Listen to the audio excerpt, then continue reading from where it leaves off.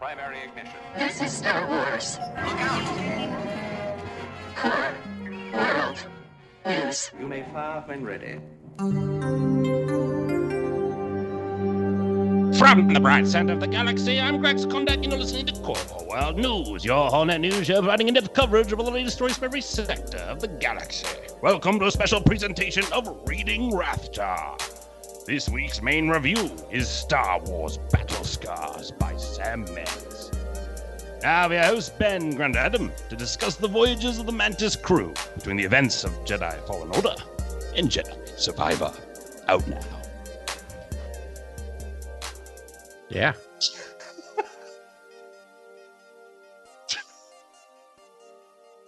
Rex is off to Manon. Yeah. All right. Welcome to... Ben's buried in wires right now. Yeah, welcome to Core World News. Ben's trying to figure out what's going on with his volume. Yeah, but we are definitely going to... We're live, though. We're here. We are live. We are here. Join us live. Yeah. Join the chat. So let's talk about Jedi Survivor. Let's talk about Jedi Battlescars. Adam, shoot us with your thoughts. Let's go. Yeah, of just everything. So I, do we want to do it? You're back. Ben's back. Sorry. No you can do. Listen, the software's free, and I haven't done the update they've been telling me to do for a month. So, well, whose fault is that? Yep, mine. Apologies. Sorry, I interrupted you, Adam. Please continue. I don't know. I was floundering there. So what do we want to do? Do we want to talk just general? Like, do we want to talk game first? Do we want to talk book? I'm first? so glad you asked, Adam. I think I want to start at a time, guys. That's right. Yeah. One part at a time. Sorry, I just get that. We're going to polish this podcast put my mic down. One part at a time.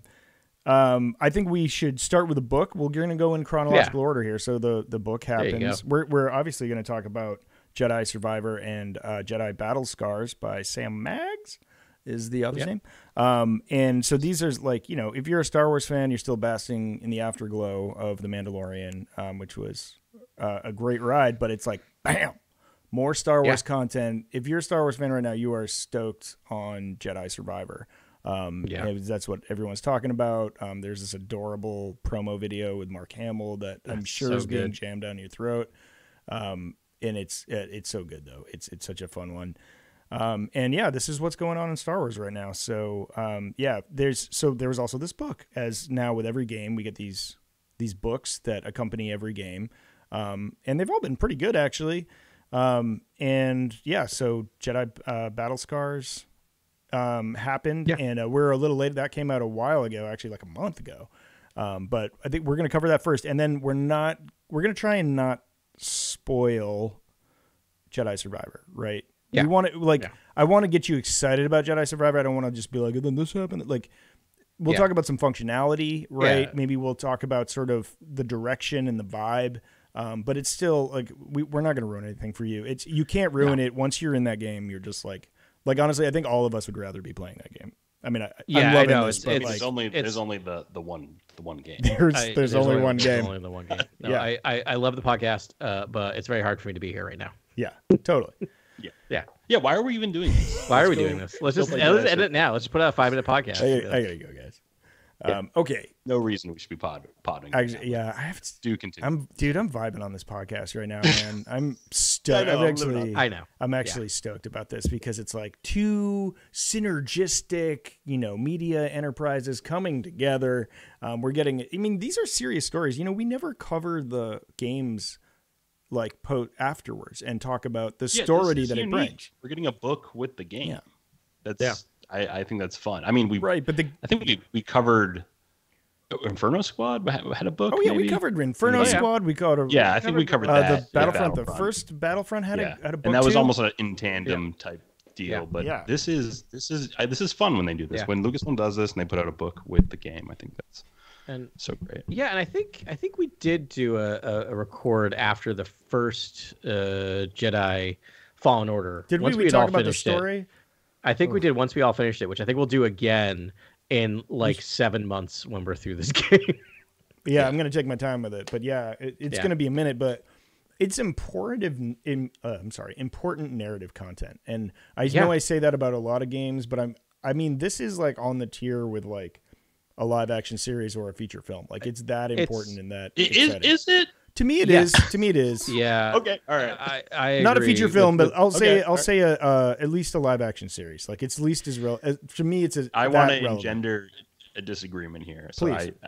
I like the conversation. I feel like it's great. I'm loving this story. I do want to see where it ends. I know Seer is wanting to build a Jedi legacy, and I know Cal is trying to do that as well. And where does the story end? We'll see what happens to the end of Survivor. We'll see what's going on with all of that. But you have a I just obviously Luke is the one who builds the legacy, continues the legacy, and so it could be heartbreaking, and I don't know how invested I should be in this story. Are you bumping up against? Go ahead. I was going to say, are you worried about Lucasfilm breaking your heart? Is that what you're saying to me right now? I mean, I know that's most cases that happens, but do they ruin your childhood ever? I mean, I've never responded. Wow. Just want to be clear here. Contingent, but I feel like no. I actually have my thoughts about all the movies and for my very own specific subjective reasons. I'm giving you a hard time, Grant. You're always very fair, but you're very critical because you care. Yeah. I'm deeply critical of Star Wars films, particularly. But you have a critical eye for all, like you are a writer, right? We talked about this last week. It's constant. But you're kind of like a mama bird taking care of her chicks. You know, you just kind of like you want everything to be organic and good and be everyone healthy and happy and the story really tie together in a fun way. And but I want to build on that, Grant, because I see both your points. Because I do think like the end of the first game was really a really riveting story, and it seemed like it connected with Star Wars. And then in this game, which we won't spoil anything, but there are moments I bump up against the fact that there's another very powerful Jedi, two in fact, includes Seer, wandering around the galaxy, pretty involved in proto-rebellion stuff. Yeah, and it's really it's taken me a minute to kind of like fit those Jenga pieces that now we have Cal Kestis and we have Ahsoka running around, right? It's Wait, are you spoiling Ahsoka Tano in the game? No. No. You're You're talking about in the galaxy. Okay, I mean, you could say the galaxy. You haven't activated Obi-Wan Kenobi too. You know? No, right. If you talk about Obi and the Obi-Wan series, Obi-Wan series has already taken place by the time this game takes place, so that's happening. But Ahsoka, they rip your heart out and they world between worlds her back into the story, and it's like I am now with her as like she is now a mythical archetype at this point. She's now just like a god type deity type. She's character. like Gandalf, right? We've said that, and it's very cool. Yeah, it's super cool. She's a demigod of some kind. It's very cool. I will tell you how I kind of got my brain around this whole thing is that no one ever said that there was no other Jedi in the galaxy. Right. That is something that we created in our heads through the only narrow, by the way, called Skywalker saga that only focuses on the Skywalkers. Right. And that's the other. I mean, that's how it's branded, though. I mean, that's my point. We didn't. No. But the point is that it's not anyone's fault. They specifically call it the Skywalker saga, meaning that there are other sagas out there going on concurrently that we're didn't think about. Right? Dude. That's the stone I hold like closest to my heart is that it's a galaxy, so essentially the storytelling can be infinite because a galaxy is larger than you can comprehend. What if Luke just gets the information that they are gathering, basically? There could be the bridge. What if it just gets to Luke and that is the temple, like that is where it's being built, like they decided that location, not even Luke. Like what if Luke dug into the past and found you know what I mean, like Seer and Cal, basically. Like there's a little bridge that gets drawn. The Jedi more so than we thought. That'd be cool. For all we know, Cal Kestis is one of the instructors with Luke. He's the Kyle Katarn replacement. There's nothing that says that couldn't happen. He'd be a good Kyle Katarn replacement. I think when people saw him carrying a blaster, people started making that comparison on the internets and getting kind of fired up about that. He could be. I wouldn't hate it. I mean, I'm still waiting to see the lightsaber blaster combo on screen. I don't know when we'll get that, but on screen, live action. I'm also always thinking it's gonna be Finn. Finn. I was gonna say it's gonna be Finn if we get. It should have been Finn in the third movie, throughout the third movie, but whatever. Technically, we got Ben Solo doing it, but not really, not like for any length of weird time. that it was like, here's a brief instance of a person doing this, and but it was like, but it's I want I want it to be like a character. But it's such a great brief instance. Yes, it's like one of my favorite moments in Star Wars. Solid. No, undeniably. Like, I think we love that portion of the movie. That's my favorite. I think that portion of the movie. That's my favorite part of the sequels. I think is Ben's redemption. Really, I think it's up there for me too. Just the holdout maneuver is not like number one. I mean, that's also amazing. No, I'll take Kylo Ren no look one shotting someone behind him in like a exact same frame as like what Han Solo did. It's I think beautiful. In the first movie actually they showed him doing the same thing on Takadana. No, I'll take that. I'll take that over a hold maneuver any day. Okay. All right. Not to take away. The whole maneuver literally melted my brain, but it's really I love great. You love that. Yeah, it was awesome. I was like, this is happening. Okay. Yeah. Like, I was like, but like that was the entire movie. I was like, oh wow, all right, this is happening. Okay, like we're just constantly disrupting. We're far afield here, but I'll just say since we're talking about like favorite moments in the sequel trilogy, like to me. Like just in Force Awakens with Rey pulling the lightsaber to herself, it's still a moment that I actively get choked up. I still get choked up every time I see it. And I don't know why. I'm like, I know this is gonna happen. That's a sign of a good movie, man. You know. Yeah. I did want Finn to like get a couple in though. Me too. A couple more yeah. But whatever. Yeah. Okay, we are fully afield now. Wait, Ben. And maybe use the Force. Like the whole Kylo setup where Kylo notices in the beginning. I'm like, is that a setup that he's Force sensitive and like Finn does something in the Force and then Rey, one-ups both Kylo and Finn? You know what I mean? Like, you know what I mean? Like, I don't know. I was just I think it confused is about the setup with Finn. I think we're retroactively adding a setup that wasn't necessarily there. I think it's in there though. It's like kind of in there. There's a lot of stuff that's in there sometimes, and you read into it, and you're like, "Oh, that just didn't play out." Kind of how I thought. That's JJ mystery boxes that may or may not be a setup for something that may or may not happen, that may or may not pay off. But I will say, like, there are rumors that's been floating around the last couple of weeks that they are actively talking to John Boyega about this next movie. So I heard he might be like come on as like an EP or Oh, really? Because didn't we said that thing? I was like, bring him on as a director or a producer or something. Like yeah. Or like decide the character. Definitely, give him. You tell us we'll decide that trajectory. Yeah, I would do that. I mean, they do that stuff all the time with their stars. I don't know why they wouldn't do that here. Like Boyega's legit, and he's trying to be that guy, right? Like he's directing and producing now, all over the place. So let him be that guy. He's great. Yeah. What's great about Finn though is they do what's great about the mystery box. We bashed the mystery box approach, but I think that first Force Awakens trailer and Finn, there's so much mystery kind of set up around him that I'm like, another trilogy can just spawn off of that kind of theme and idea. That like there's a building mystery around his new powers of like Force visions. Don't we know that he now has that precognitive ability? Right. I don't know what we know. Yeah, it's a whole trilogy right there. That's a whole trilogy. Yes. Done. He's like the mastermind at the center, the Force kind of prodigy. I love that. All right, we're here to talk about not The Last Jedi. It's 2023, by the way. Well, I wasn't alluding just to that movie, but I don't think. Yeah, I think. Sorry. Yeah, we're Force Awakens. Sorry. All right. I'm going to now give you a masterful summary of the book. I also didn't really want to blow the book. There's only like 4 plot points that happen in this book, but I don't even want to do that. So all right, guys. Right now we're covering the book, listeners. Yes, we're covering the book now. Right. Should I play the bumper just so everyone knows we're playing Reading Rathtar? I mean, it is the greatest bumper of all time. It's pretty good. Sure. If you can dig it out. I've got it right here, actually. All right, stand by. Nice. Okay. You're just gonna have to see me dancing and no music's playing. It's happening, right? Okay. Take a look. It's in a book. Reading Rathtar. Reading Rathtar. This is why you I think Adam's in the background going Reading Rathtar. Sorry, no, like, the tone. If the tone deaf one you hear is me. No, really? It's great. One person just going Reading Rathtar like the entire time. I was actively trying to. That's me. I was actively trying to sing. You were directed to sing that way, and at this point, it sounds in key. I've heard that bumper so many times.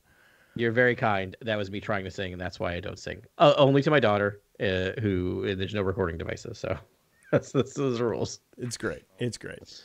Okay, so we're gonna talk about sammaggs Jedi Battlescars. So this is this publisher's summary. Just bear with me.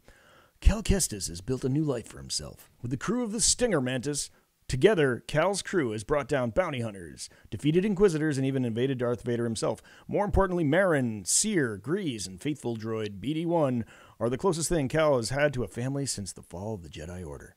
Even as the galaxy's future grows, more uncertain by the day, with each blow struck against the Empire, the Mantis crew grows more daring. On what should be a routine mission, they meet a stormtrooper.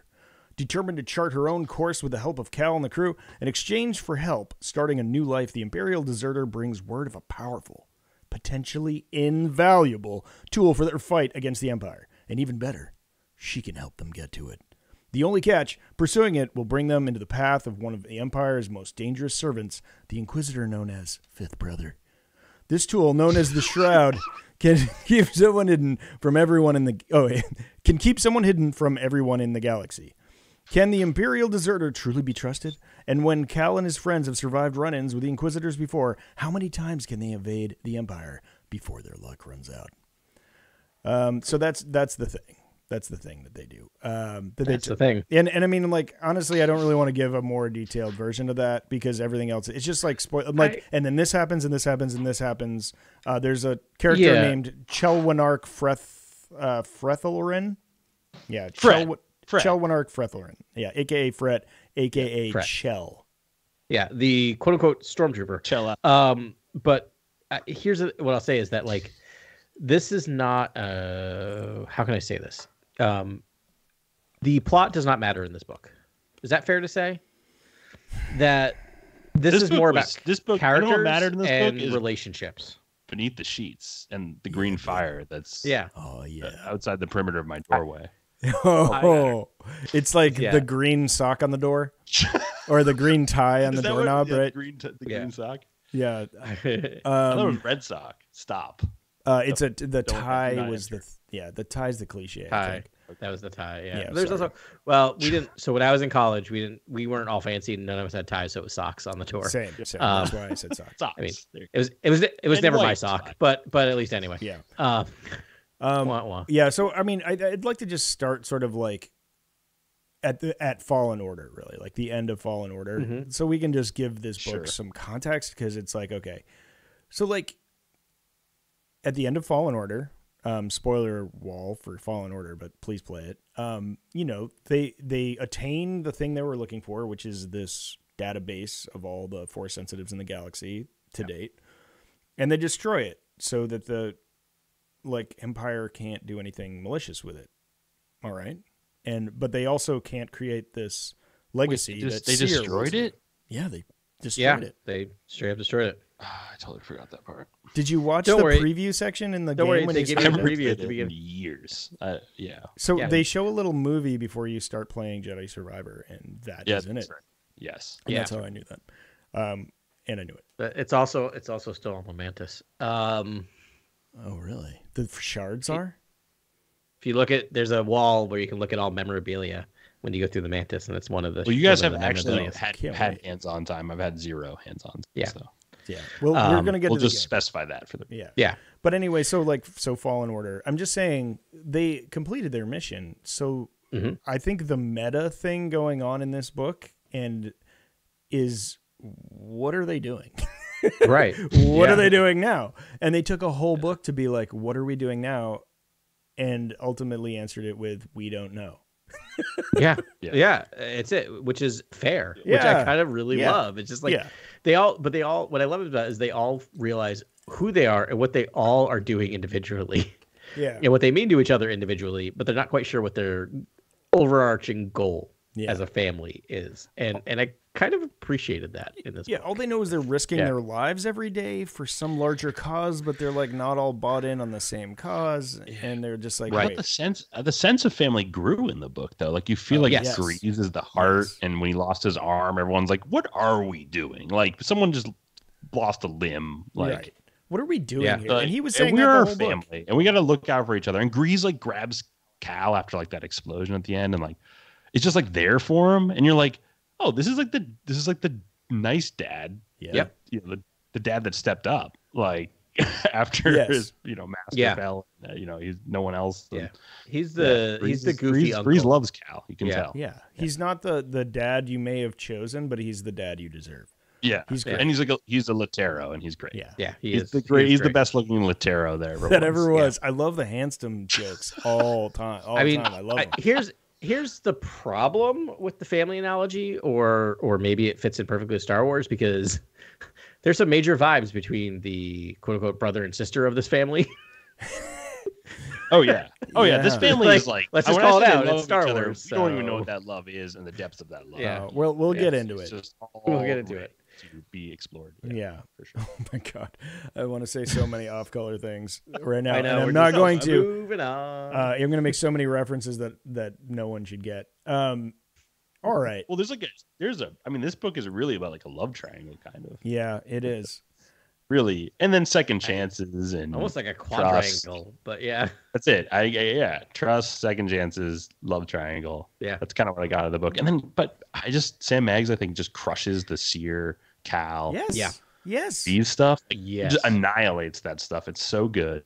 Honestly, the writing's fantastic. Yeah. I read this. I read this in like 2 sittings, and like one I stayed up till 2 a.m, like without trying. I was like, my Kindle was like, you're running very low on battery. I'm like, I'll just read till my battery dies. And then it was like 2 a.m, and I was like, until it died, and I was like, oh wait, what time is it? She also enriches the games by just like filling in Cal's sort of backstory of upgrading his items and like why he does it, creating organic reasons for that. And I was like, oh my goodness, like now the game feels like has all this dimensionality to it. Yeah, very true. It's like, you like he did this in his past and he's always been messing with these trinkets and customizing his lightsabers, upgrading it as like training from his master. That was a specific thing his master made him do. Like, so cool. And I love that they use this. They talked about stims. Like they were like, no, this guy's like a stim crackhead. He's just like stim. Yeah, BD with the well-timed stim. It felt organic, but also maybe like you did BD in the cut. Yeah. BD just coming through. It made me start questioning Cal Kestis. No, it's just because I'm like, why are you injecting so many drugs? Anyway, but it's so I had a similar question. I had a similar experience where I think this week, like earlier this week, my wife had to do work for school at night, and that happens sometimes. And usually I'll just like watch something on my iPad. And this is the first time I'm like, I'm gonna read. Like I don't normally read at night. And something about this book, because I'll be honest, like we have these assignments that we give ourselves. Mm-hmm. As you know, whether we had the assignment or not, I would read it because I'm a weirdest completionist. Later, Adam's reading it no matter what. Like later Hunters, on, we'll talk about Hunters by Marcus Shiro. Very briefly. I read it. We'll talk very briefly about it later if we want to. If we want to. Anyway, if we want to. We have to. First class podcasting. Not everyone gets the clutch assignment when they're being handed out. I'm reading that. I will read that book. I'm going to join you on the completionist journey, but if you do it for completionist points, I might go for it. Only. It's a very quick. It's a very quick read. Anyway, but back to when I was looking at it, I was kind of like, all right, I'm not like super excited to read this video game tie-in. I'll just do it. Even though like Republic Commando, which were like the Republic was the old tie-in video games, were some of my favorite series. So good. And this proved the same thing, where I was just like super engrossed. Sammaggs' ability to write relationships is bar none. There are 2 moments in this book where I actively got choked up, and I got to find the highlights. But there's one where she is talking about 2 characters kissing for the first time. Yeah, that made me realize, oh my god, that's what I felt like when I was kissing someone for the first time ever, which I haven't thought about that feeling in years. It got down to like the pores of the tongue. It was intense. It was eerie. It was eerie to be able to evoke that moment of just like I didn't think as a 40-year-old who's happily married, who's never going to have another first kiss. It just felt like weird to be able to reconnect with that feeling. It was metaphorical and very beautiful. Yeah, it was amazing. Literary. It's like, I mean, if you like it's not easy to be tasked with like you need to make this like coming of age like love stories, like it's all this cerebral stuff. I mean. At all, and I thought it was very fun and easy to read. It was great. I do think one thing I just want to like set on the table here is that I think because we don't get inside the minds of these characters very much in the video games. I mean the dialogue's fantastic in the video games, but like I think that gave sammaggs license to really just like get into their heads and how are they feeling about things and what are, it was like a really emotional sort of like you get to actually empathize with the characters and know how they're feeling about each other and what their motivations are. And it's like, that's what's so fantastic. It's like they, essentially all they discover is they need to discover more about themselves, which sounds boring, but it's not. It's like, you go on a journey and it's just, I think it was a fun read. It was a fun book. It was well done. I agree. I was blown away by it. And the other one was the other thing that really threw me for a loop, and I got to find the quote. I couldn't find it earlier, but it's, and I know I highlighted it, but Seer talking about Seer, which I'll never get right. Seer. I always want to call her Seer, but it's Seer. Seer to me, but it's Seer. But talking about wanting to redeem the was it fifth brother in this book? Oh yeah, That's fifth right. brother. Fifth yeah. brother. Yeah, and her talking about why it's important to do it. Like I was like, this is what I almost swore real bad. Yeah. But this is what it means to be a Jedi. There was a moment where I was like, yes, this is a Jedi. Right. Oh, she was like, she said some of the most brilliant quotes ever. She was like, Jedi don't judge themselves by their successes. They judge whether what they've done is good and for the light. And I was like, oh my goodness, like that is, that is incredible. Take that away. If there's a takeaway from this book, that was the takeaway. And it carried through to Survivor. I won't spoil the moment, but there's a moment that felt like that early on in the game with Cal Kestis, where I felt like this is such a Jedi moment of using your lightsaber, but it not feeling like it doesn't feel violent. I can't explain it. Like there was a moment in this game where I was really kind of blown away by in this game already. Yeah, that's actually fascinating to me because I feel like a lightsaber in itself is so loud and can echo. Yeah. It has such a presence to it when it's ignited that you'd think it would be just useful as a sort of tool just to like guide people, warn people, cast fear into predators who are in the wilds or whatever. You know what I mean? Like it's a tool, I think, to get by passively as well. It's not just a weapon. Yeah. Well said. Here, I found a Well quote. said, Can I read this quote? Okay. So she watched the twitch of the Inquisitor's lightsaber as it changed course to gut her, and all she allowed herself to feel was empathy.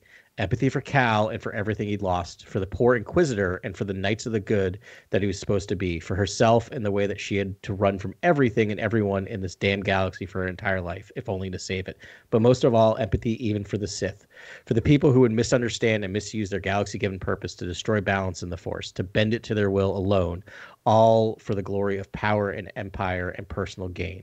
Like this idea of empathy, right? This unconditional empathy was kind of amazing. That's a Jedi thing. You can still fight and you can still destroy and everything, but it's empathy. It's all empathy based. And that moment was like, yes, I was literally like pointing at the page going, Jedi. Like this is what a Jedi is. Pull, Adam. That's a really, really great quote. And we're talking about Sears. Like everyone has their own sort of agenda in this book, and this is where she's at. But I mean, I would call her a little broken. I mean, and as people get broken in the time, she's seen a lot of trauma, and it's certainly warranted. But yeah, she's on this thing now where she's just like so extreme. She's also so powerful. They talk about her as like on par with Obi-Wan Kenobi, Yoda. Like they say she's probably the most. That's what Cal says. Cal's like she's the most powerful Force user. Right, but he's never met Obi-Wan Kenobi, and he doesn't know he's alive, and he doesn't know Yoda's alive. True. Whatever. Exactly. Right. Yeah, I know. But that given in his bubble, and we've seen her go off, and like if she wants to use the dark side, like look out. But but I love that. Yeah, that's where she is at this point. She's like, I'm gonna save everyone. Like I'm not gonna kill anymore. Like this person that's desperately trying to kill me and is I'm gonna save him, and I loved that. But when we talk about spoilers for Jedi Survivor, I think because we don't know what everyone did between the time of the end of this book and this, I think Cal learned from that because there's a moment where he uses that empathy. But still, we're trying to not spoil the thing that has to be done. Right? So I've had like 0%. That's all I'll say. That's all I'll say. But in this book, he does get like cut on the nose from like a lightsaber. From Fifth Brother, and it's there. I noticed. I haven't had a lot of time with the game. It's there. Is the cut there? It's there. Yeah, it's there. Yeah. In fact, I saw it and I was like, wait a second. I remember that cut, and then I was like, oh yeah, it was like 5 days ago in that book. Because that's in the book. Yeah. Grease, I guess, lost an arm. Yeah, I mean that's the Joke in the game or something. No, he just has a weird arm. Wait, can I ask? If you ever see do you Grease, think there's Obi-Wan? If you do crossover, do you guys think there's Obi-Wan crossover with this game? I was wondering about that. I mean, we're mocap. Anything's possible. I don't. The way the story's going, actors who are now the visages of these animated characters that could just easily jump into Survivor and jump out of. You know what I mean? Like I got the like. That would be I got the like super deluxe version of this game because like I hate money, and like so some of the skins you get with that. Actually, no, all you had to do was pre-order to get this skin. I got these. Right, skins too. You get Obi-Wan's outfit from the Obi-Wan series, and you get his Phantom Menace lightsaber. Right. Yes. So is that what you're rocking right now? The first one I set up was that. Pause. Okay. Okay. So this is the only question that was somewhat spoiler that I was going to ask Ben, and we'll just ask it now since it's coming up organically. So you start with 3 outfits, which is your general like this is supposed to be canon with the game. Are we supposed to talk about a book right now? Shut it. Shut it. You asked. So you start with the game. Then you start with the Obi-Wan from Obi-Wan, and then you start with Medal Ceremony Luke. I got Medal Ceremony Luke and Medal Ceremony Han. Oh, and Han. You're right. There are the 4. So which skin are you playing right now? I'm playing Ben. Yeah, I'm not. I'm playing Cal Kestis. Oh, I knew it. I knew you were going to be so beholden to you're vanilla? You're vanilla? I can't help it. All right. I customized it out. So yeah, we'll get into it. But the customization is like, it's amazing. Jaw dropping. Yeah. But yeah, no, I just, I did. I like started to do that. Fair enough. And I did start with the Guys, if Phantom Menace hilt. The customization isn't jaw dropping and like the level design isn't open, I'm gonna come back and talk. Grant, I know you're a tough customer, and I know like you're like Fallen Order wasn't open world enough, and I get that. I'm like, no, but you can spoil a little bit of the customization. How nitty gritty is the customization? I mean, do you want 16 different going? Facial hair options? Okay, I mean, you have to unlock them. Clothing? Are you talking about like the wrist attire? Yo, dude. Like, so like when you get a paint set. You don't get just a paint for anything. You get a color palette swath of 5 colors for like one aspect of 5 for a certain object in the game. For like BD, the shit. Yeah, for like Cal. BD's for BD's face. Highlights, you get like, I unlocked a color swath for just the accent piece. All right, so who will buy the game based on this dialogue right now? Me, me. I would, because dude, I could have finished the game today, but I spent 3 hours customizing my lightsaber. You were just customizing. I was rolling around and I found Cal Kestis's full beard, and I made a little dance in my seat because I was able to give him a beard. Yeah, the beard, the full beard. I'm rocking that too. But if you rock the Obi-Wan outfit with the full beard, I'm just saying. It looks tight. Ooh, that's good. So I'm doing a Medal Ceremony Luke, and I'm doing Luke's lightsaber as well, which is weird because it's a double lightsaber, but whatever. So when you say Medal Ceremony Luke, it's the yellow jacket. But you can change the color of the jacket, bruh. You can, yeah. You can change the color of the pants. Oh, that's sick. And like also when you do different colors, you kind of get different styles too. I kind of like what Poe was rocking in The Rise of Skywalker. Yeah. Like. Yeah, felt like he was an explorer, you know. Yeah, like it was a little indie. Anyways, the book something. The book, yeah, which we all really really liked. Yeah, but really we all want to talk about the game because everyone wants to talk about the game. Yeah. Okay, we got to get back to the book. Yeah, I mean, put a bow on it. We don't need to talk about this book forever. Marin, can we get into Marin, guys? Yes, please. The main character of the book, because obviously Seer and Cal, we can pretty much wrap that up. I mean. Cool to see that Cal wants to destroy the Empire, and Seer's like, no, we got to keep this legacy intact. Cal's fairly unchanged. Sort of differing points of view. He's unchanged, but we do. I thought they were really subtle about Cal having the hots for Marin.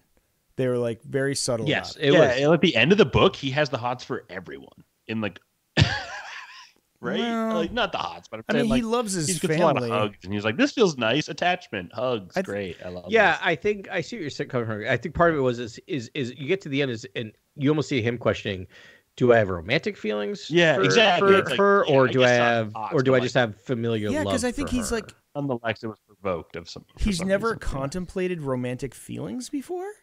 He's never been allowed. Yeah, so there's that great moment. So I think it's he's kind of organically humble, and he's like, "What's this feeling I'm having about this person right now? I really like her," and it's like, alien and weird, and it's kind of weird, but it's very sweet and innocent and like and kind of cool. And then later on, Fret is like, by the way, Cal, and so we should talk about that to Marin, and she's like, if you and Cal ever get together, like, I understand. And Marin's like, what?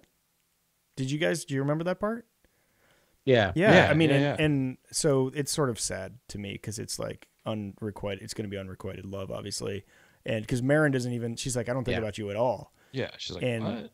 Yeah. So I mean, that's kind of a bummer, but you never. No, she loves Cal as like as a member of their. I don't want to say friend zoned, Yeah, but I already said friend zoned. Or like, she kind of friend or zoned brother, like a brother in the family, but right? Like it just is a whatever. Yeah, But no, there's forget I said friend zoned. I'll try and edit that out. She's just like, no, I just it's like fine. him. I love him. He's like a family member, but not a romantic thing. Ben, we know you don't mean that in an MRA type of way. Yeah. Like we mean it when it when it was when it was used in the quaint like early aughts, and it wasn't the whole thing. Now I'm realizing how toxic a statement that is, and I'm like, ugh. We can vouch for Ben. Is it? I don't know. Ben doesn't buy into any of that stuff. I know I had the same thought when I was reading But it. yes, that was. I mean, I felt for him because if you've ever been in that position and you're like, "Gosh, I really like this girl, and I wish it was like romantic," and you just like, that's not gonna happen. Yeah, I didn't mean to, and I also did not mean to indict Cal about his feelings for people, but like, I did feel like he was like, "What is this? This is attraction," like or something at the very end. Yeah. No, it's true. It's very interesting. And like, why would you hint at that in any way other than it being, I'm a little attracted to these people, I guess? Yeah. I don't know. Yeah, I think, and what the other thing I was thinking about is when we talked about like, when I'm going on my, crazy Mara Jade is going to finally show up. I like that theory, dude. I'm on that. That's I'm a crazy theory. Name X property. Right now it's now it's Ahsoka. We'll see. But part of what that's leading to is when we get ostensibly what's going to be episode 10, but they're not going to call it episode 10. But when we get Rey's new Jedi Order, they better in that movie address attachment and love. Like, I need that answer. And I think they should go. That's the other foot that needs to drop after the prequels. I'm like, how about we like talk about that with a new relationship, and maybe that one goes well, and we can actually celebrate Star Wars with as a more I don't know, brighter. Yes, happy I'm hopeful for that too. I really, my headcanon that has to happen. Like, they have to address it and be like, you know what, let's not be monks. It's okay at times. Yeah, attachment's actually like our order is built on love, because so many plot points have been like, oh, I love this person, but I can't. I'm not allowed to. Like, I think that's what the sequels tried to do with Finn and Rey, but it just didn't work. Like, it never. Their journey to get splintered off into other, to mix with other journeys, and it doesn't. I thought what was so strong about them in the beginning was like, oh, they're attached to each other. They like care about each other deeply. Right. Well, the Force Awakens. Isn't that both of them the thing? Isn't that the answer to Anakin and Pat? Isn't that the answer to the last attachment story? You know what I mean? Like, isn't whatever we're exploring with them, right? You know? And that wasn't even the dyad. Non-toxic attachment is good. Right. Toxic attachment is bad. Right. Period. Yeah, I mean, literally, you set up their meeting in Force Awakens is a meet cute that can be taken out of any screwball comedy. Mm-hmm. Yeah, like it's literally just the dialogue of screwball comedy of two characters meeting who fall in love, and so that's why I was always like, you have to have these characters have some romantic attachment. You set it up in the first film, like that meeting. The first film's like, hey, how about these two? Yeah, you're like, oh yeah, I guess these two. Right? Yeah, stop holding my hand. Sorry. Yeah. It's so great. So good. That moment is so good. That That whole bit is so great. Yeah. Anyways, The Force Awakens again. But the romance in this book, I think, is so powerful, and it was fun to actually see. It really was, yeah. A Night Sister on fire for this she stormtrooper was feeling away. Yeah, she was all about that fret. The basking in the red light of the single son of Dathomir. She was God, I gotta look and see if I've got any quotes from like her being in. Yeah, it's hot, and it's all about real, like the Dathomir, like red sand desert, sweat, heat, it's so good. Sweat. Yeah. Like it's so good. My favorite thing about Merrin is like she was my favorite character in Jedi Fallen Order, but like they didn't give her a lot of plot development because it's not her story, right, in that game, and they kind of give her the Night Sister kind of slightly Russian accenty thing. But it kind of goes away at the end of the book. But okay, with Star Wars books is like, right. It also is always like Russian or like Middle Eastern. It's interesting. Like the audiobooks. Yeah, like, let's not do that. Let's not do that. Yeah, let's not do any Bane, American. Don't listen to the Bane books. Like read Bane books. Yeah. Please. But I'll say like so at times she felt very caricature-y in the game, and so I really like this book because it really built her character out in a way that if she shows up in the next game, I'm very excited to see her because I feel like I'll connect with her at a deeper level. You haven't seen her in Survivor yet? No, sir. No comment. Wow, dude, they're slow playing it. If I'm gonna be upset about Survivor, I wanted playable Merrin. I'm coming to Survivor being like, where is playable Merrin? I think, and then I'm gonna play Cal and be like, oh, it's all the same stuff I unlocked at the end of the game, and why am I doing this? We'll talk I don't want that to happen to me. Is that happening to you guys? No, it's still early days, man. I mean, this game is massive. I don't know what the playtime. Yeah, we're like 5% in. Night Sister magic at most. I use that magic and stuff. I mean, so let's talk the fight with the fifth brother where she's like throwing magic like fireballs at him, and Cal's just like chopping him up with the lightsaber. I was like, this is cool. Bro, zombies like. Effing zombies. She was like, I was like, yes. Dude, the first time she raised the dead, I was like pumping my fist. I was like, yes. I'm like, this is canon. Let's go. Zombies, let's go. I was going to say, Merrin's like the main character in this book. Like, yes. If I had to pick one. Absolutely. Yeah. Oh, totally. I mean, she's my favorite member. She's the most interesting member of that crew. I mean, a Dathomirian witch? Come on.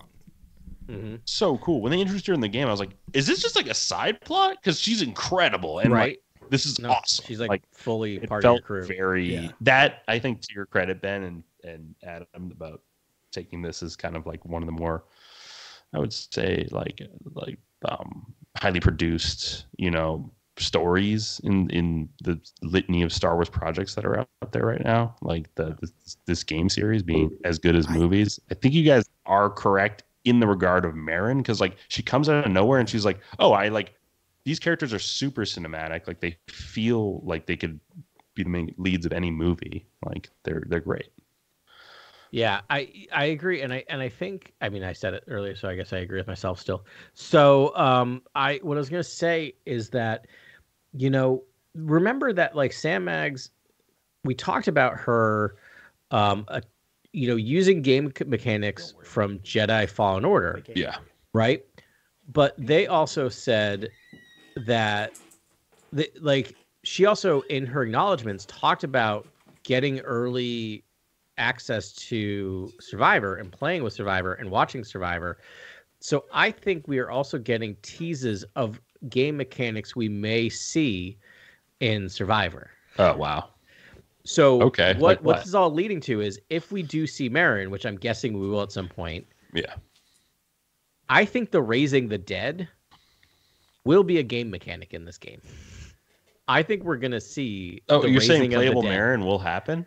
Or you're saying as an ally, I think an character ally, running around? As an ally who will, when you're using her, be able to raise fallen stormtroopers. I feel like they'd save that for a cutscene or something.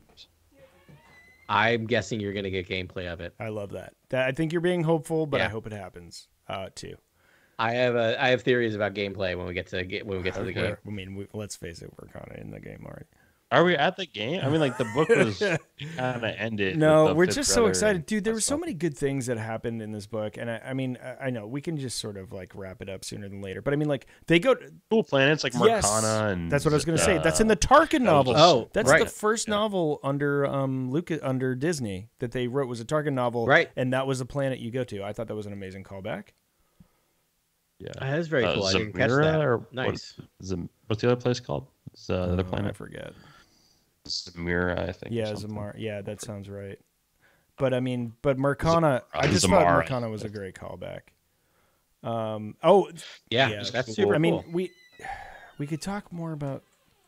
I had a thing about Cal, but forget about it. Doesn't matter. Oh, his sense echo, like them. Just I heard a quote about talking about his sense echo, like what it's like. He's like halos, like Cal got after a bad migraine when he pushed his force abilities too hard. He's like visual, sound, even emotions, all distorted.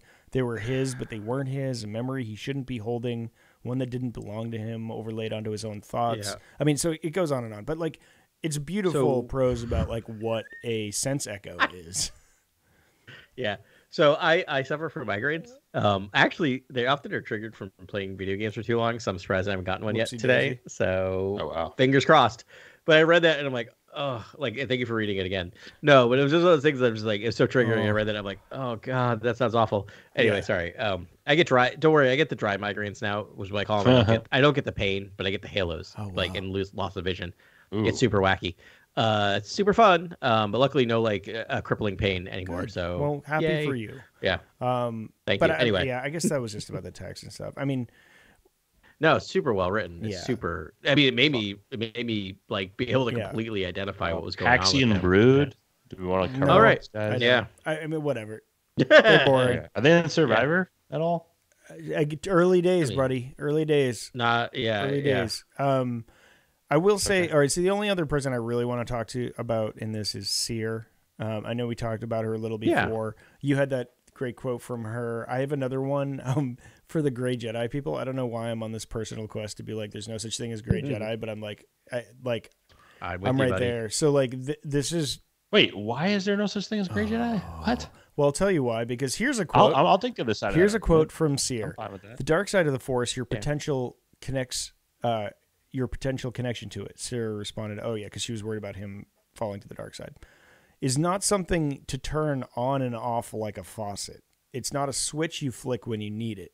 It's the first step on a road you often can't get off once you start down it. And that is what Freddie Prinze Jr. said. That's what, Dave Filoni said. Like, there's no such thing. You can't just like, all these like guys just want to be like, yeah, but like when I need to be angry, I'm angry, like the Hulk or something. Like, and it's like, no, that's not how the Force works. No, a Gray Jedi is just a fallen Jedi who's halfway there. Right. Yeah. Yeah. But why? So the term can exist then? Are you trying to like erase the term? I'm confused. Term, I don't mind the term. It's just why can't the term be used? You mind the term because like people think it's like it is a persistent state, and it's not. It's like that's my thing. You're not gray. You're either going down the dark transitory path. State. You're either going down the dark path or you're a Jedi. And there's no in between. Yeah. And when you're betwixt, you're not gray for like the transitory period in which you're betwixt. Not in my head. Listen, you're making a good point, Grant. And like you could say Seer is a Gray Jedi, right? Like that's what I think the ideal that a lot of like internet fans think is like Seer is essentially a Gray Jedi in this novel. But I in my headcanon, no. It's like because Gray Jedi is not a state. It's just like.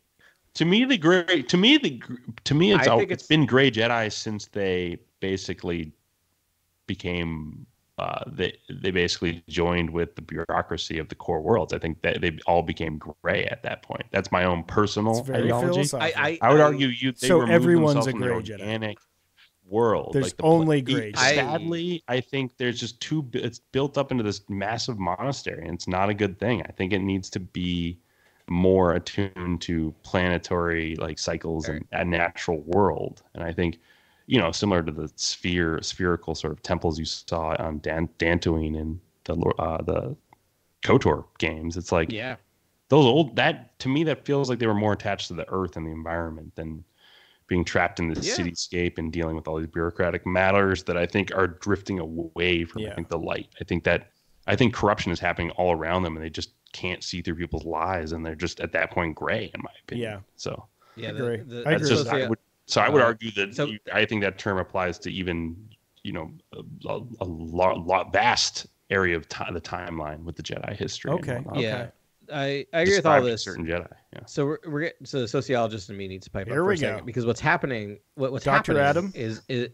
is we're having a semantics argument in terms of definition, in terms of terminology. Yes. Right. I think what's happening is we're all agreeing Adam, with. thank you for bringing sanity to this conversation. Yes. You're welcome. Because we're all agreeing with each other. I'm happy to lose, by the way. It's not an argument. We're just a conversation as Dr. Adam is presenting right now. It's not an argument at all. It's just a discussion.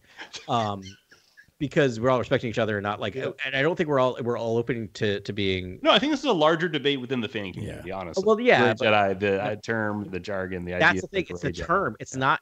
What's really funny about this, the whole thing with the Dark Jedi that always gets me, is I think we all agree with Ben that it's not a permanent state. 100%. And I think what we all get upset with are the people out there who think it's a permanent state, because that's BS, right? And so because of those people, the term Gray Jedi is tainted, right? But we all agree. Like, I think of it as a transitory state, right?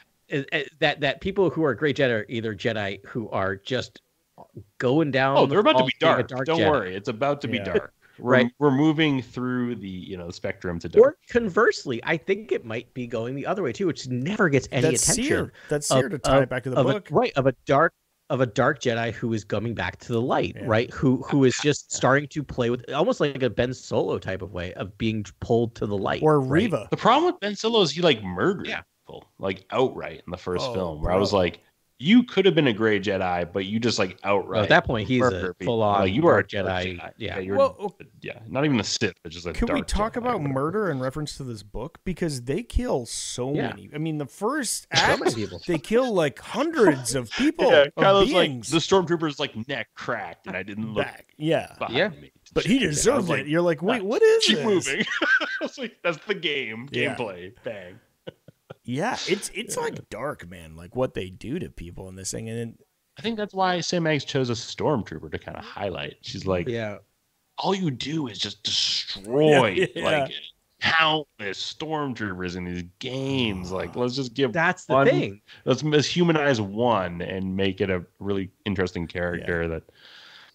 It's based on a game, right? Because that's the thing. I've played Jedi Survivor for 5 hours at this point, probably, and I've probably, as Cal Kestis, murdered more humans than Luke did in all of the series, including the 2 Death Stars he blew. Wow!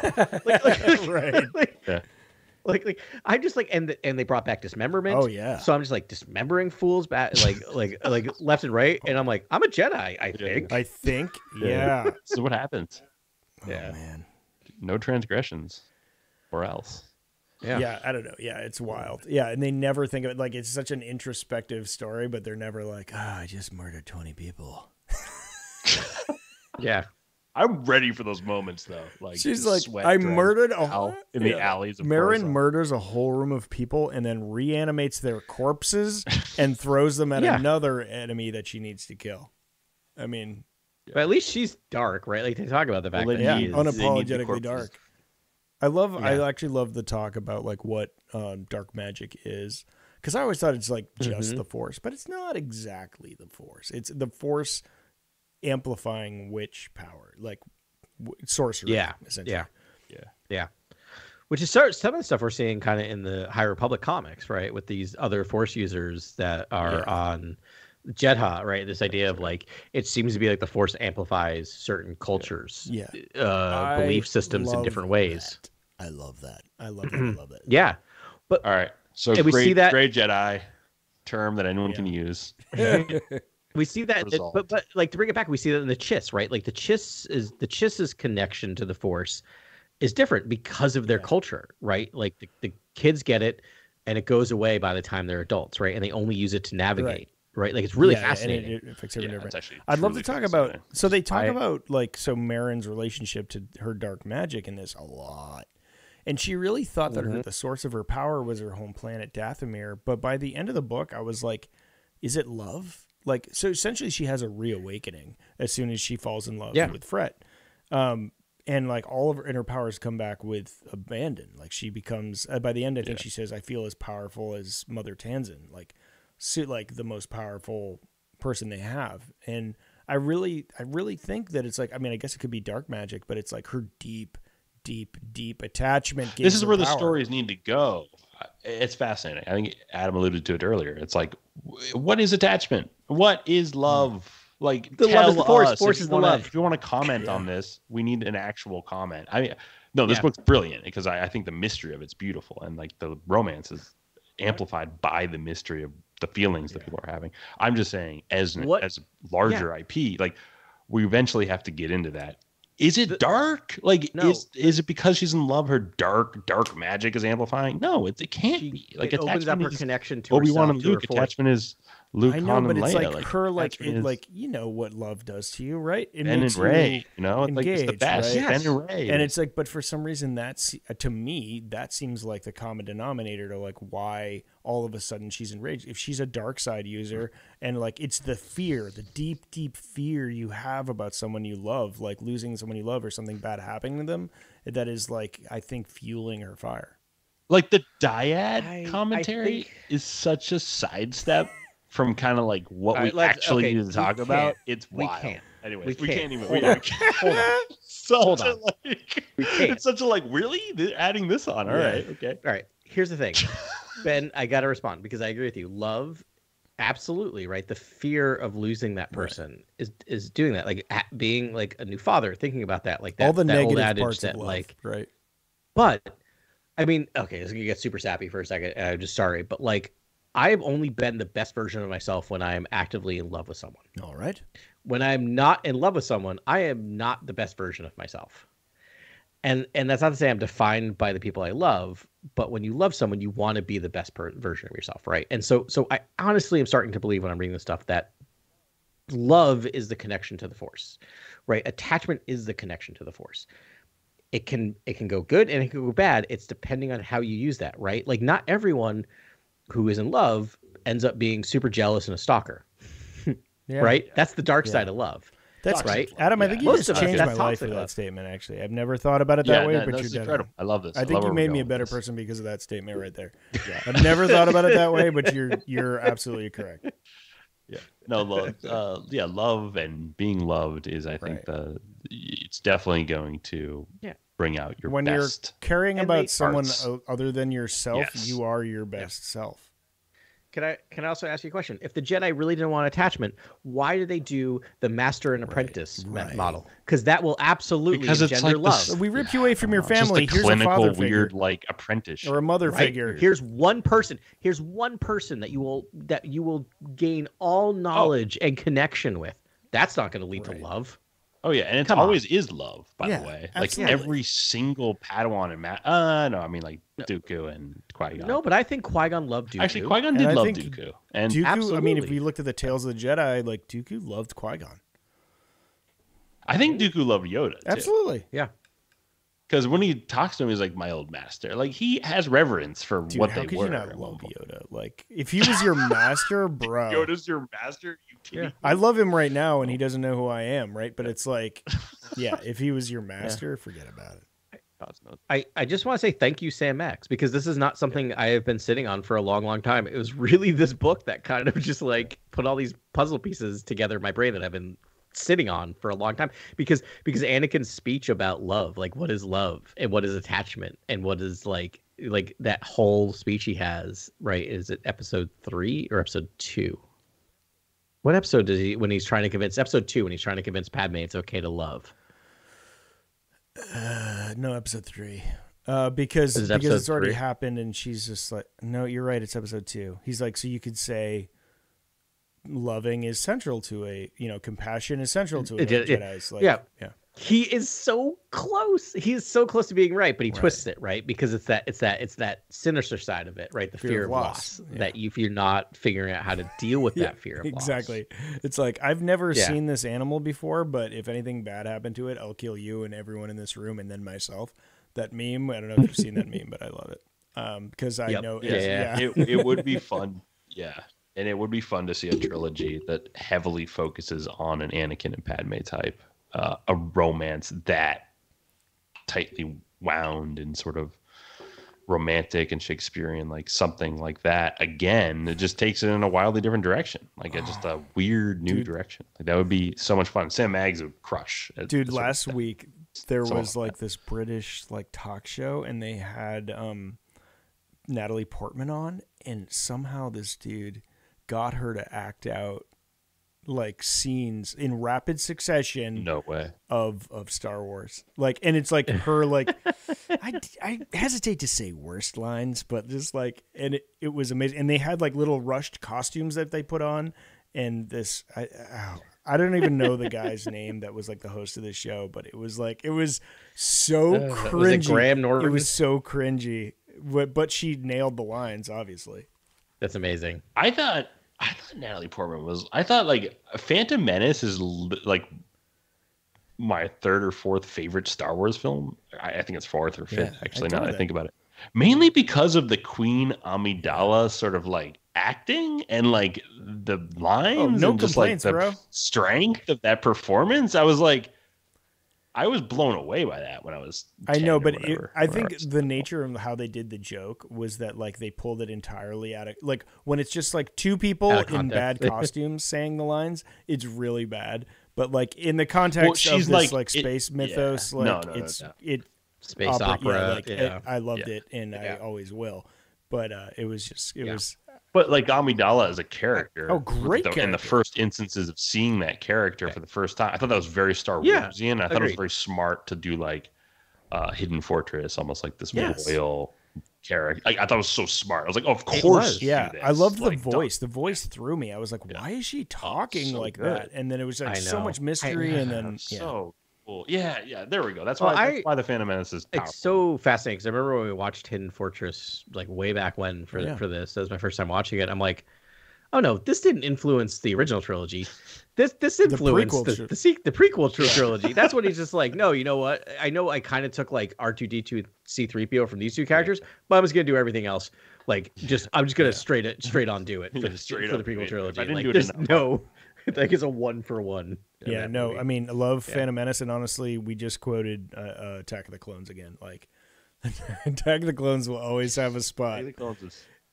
It's my favorite prequel trilogy. That thought is weirdly catching on. Like, a lot of people are out here for Attack of the Clones, and it's quite strange to witness. Everyone's like, wait. I'm kind of thinking it's not cool anymore because of it. No, Too many of you out there start gravitating towards Attack of the Clones, I'm going to stop liking it. Letting everyone know that. Attack of the Clones is pure unfiltered Lucas. Yeah. Love it or hate it. It is pure unfiltered Lucas. That's going to be the real test of the sequels. Are there going to be people that like become nostalgic for it's not Lucas though. It's somehow that weird, the Emperor's Return. It's the weird like hippie alien like late 60s, early 70s sort of like counterculture like Star Wars movie. Because it's like the Greys, like it's like that's Lucas. It just has the most. I mean, Lucas wanted to do the saucer people for Indiana Jones for the longest time. They didn't let him do it, so he's like, you know what? I'm going to do it in my Star Wars movie. Yeah. Deal with it, Spielberg. Every Indiana Jones idea in one movie. It's like insane. It's packed with just the weirdest stuff. It's like a film noir subplot. It's great. It's Lucas. Just like it's Lucas. He did Phantom Menace. He's like, I thought I was gonna give you what you wanted, and you hated it. So now I'm just doing it for me. I'm doing it for me. That's what Attack of the Clones is. It's great. Yeah, the world's most expensive indie films, the prequels. It's so true. All right, we've digressed completely. Should we talk about the game? Yeah. All right.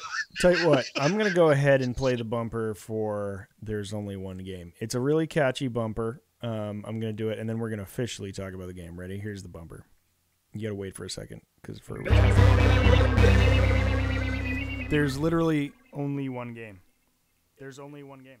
Yep, that's me just like babbling into a mic, being like, there's only one game. Why is there only one game? Because there is only one game. Only one game. And it's like you have infinite resources and you like money. And like Are you getting mad about the one actually pretty good game that's out right now? I'm getting mad that there's more only than pretty one. good. You know, it's like it's Okay. like just print money. There's all these great video game companies that control these games. Just like maybe they just like don't like they can't scale that high to like take care of all the like IP that they're churning out. In which case, if you need people on your story group, I'm available. You can reach me here. we all can write an email. coreworldnews@gmail.com. Just like ask for Ben. We will write you a script for a 10 mediocre pitches, game. It's great. 10 it's fine. treatments. Oh my god, we will. Two full screenplays. It'll be a feature length. perfectly fine. How many games do you want? Game. You know, like let's go. Yeah. Let's go. I'm in.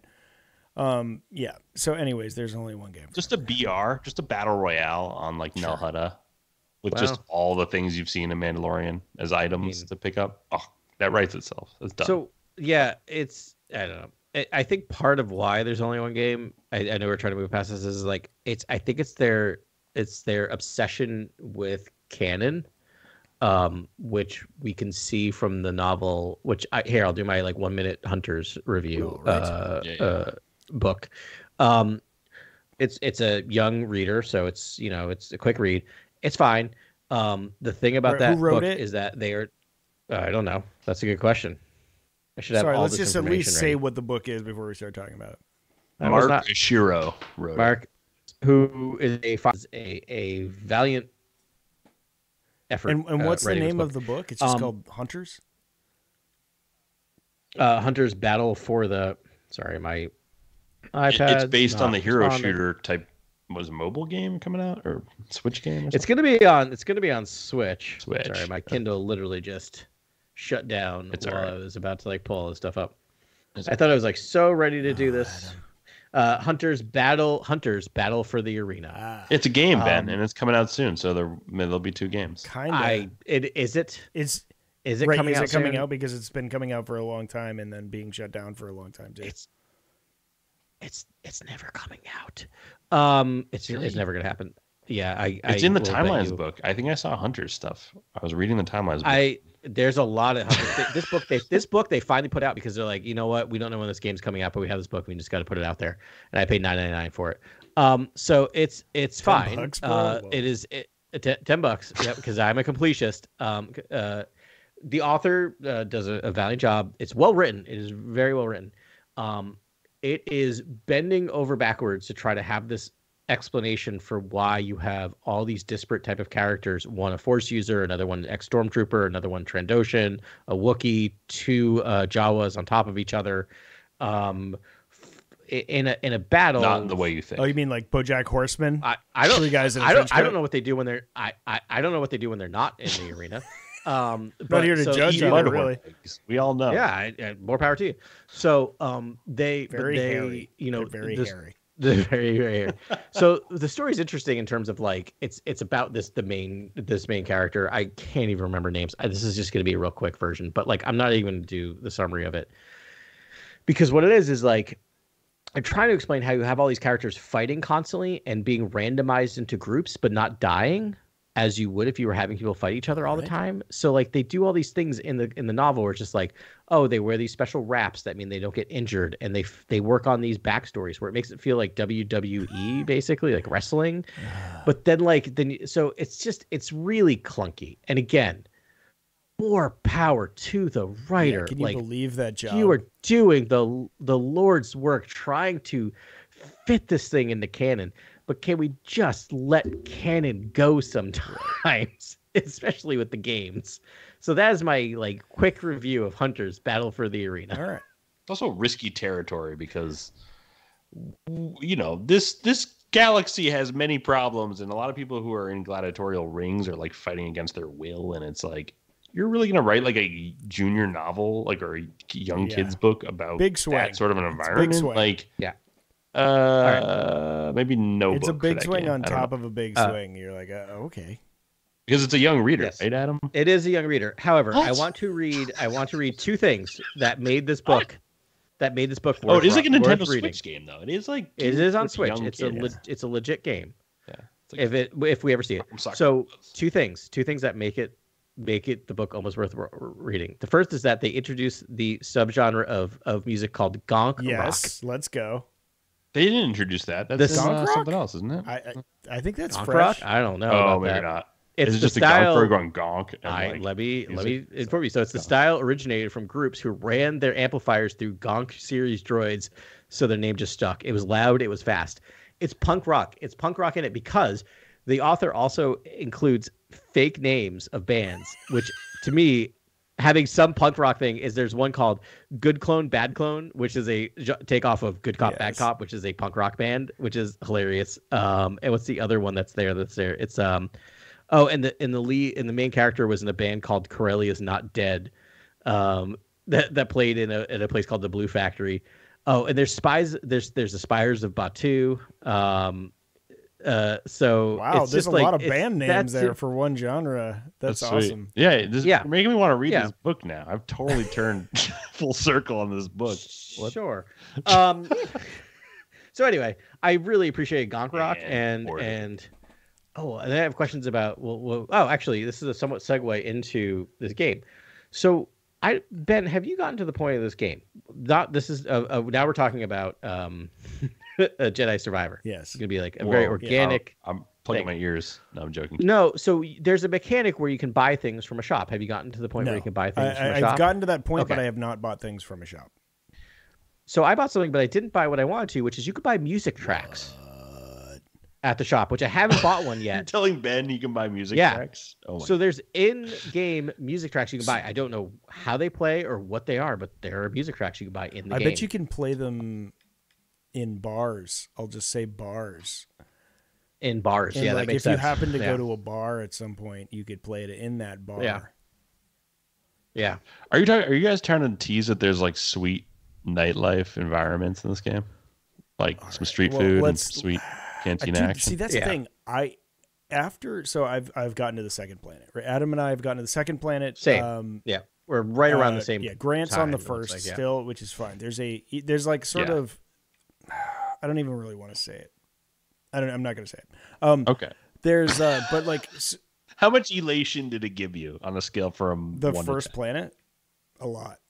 Or the thing you don't want to say? I'm not going to get into it. I'm not. No, it's just a pointless factoid that like I don't need to say. All right. Okay.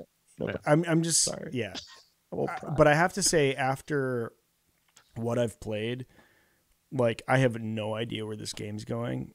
I just know it's going to be big. I have heard rumors that this planet, the second planet, is the biggest planet in the game. I would assume. But I don't know. But like I have like the way the story's blossomed, I don't know where it's going. So I don't know, but I do know the mechanics. Like we should talk about some of the mechanics because I think the goal of this should be to like get you all fired up to play this game, because the story's going to be great and it's going to be important. And also, it's going to be super fun. Like, I guess we should mention that, like, PC players are having a really hard time right now. Really? Decent Discord. Like, it's for some reason, it's like 49 gigabytes on a console, but it's like 149 gigabytes on a PC. Whoa! And the optimization's all messed up, and like people are having a really hard time with it. So, I mean.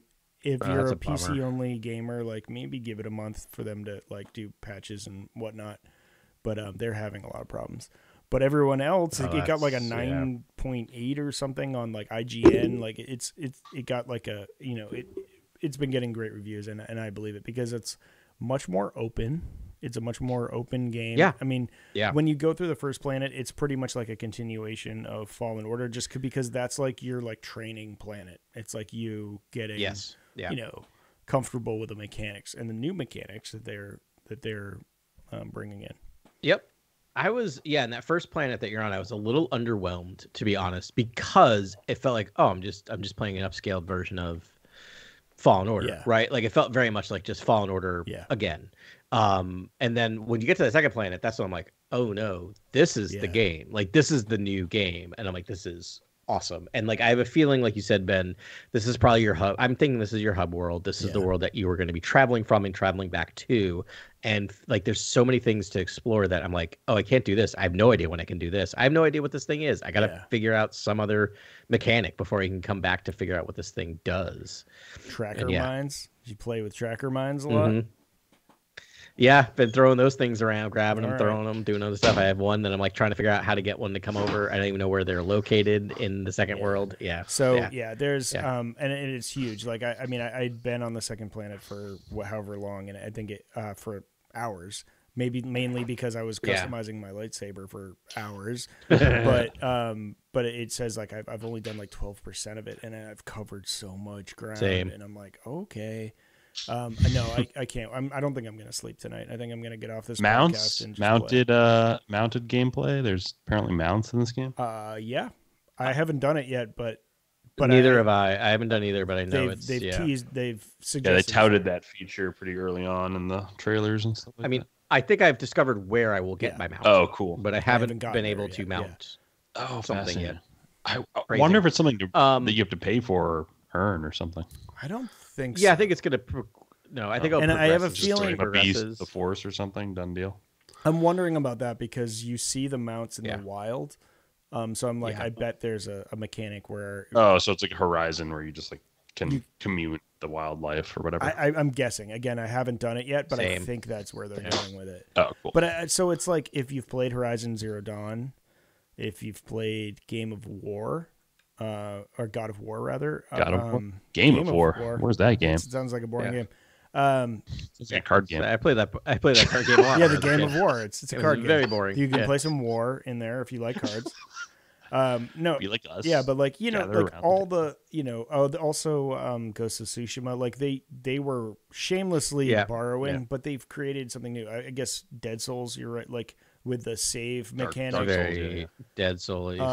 They borrowed from the best, but I think it's good because I the feeling I got when I hit the second planet was I was like, finally we got like a first class, like AAA open world Star Wars game, like a Star Wars game that matched the best games that were out at the time. Like it always felt like when LucasArts was making games, it was like they were fun.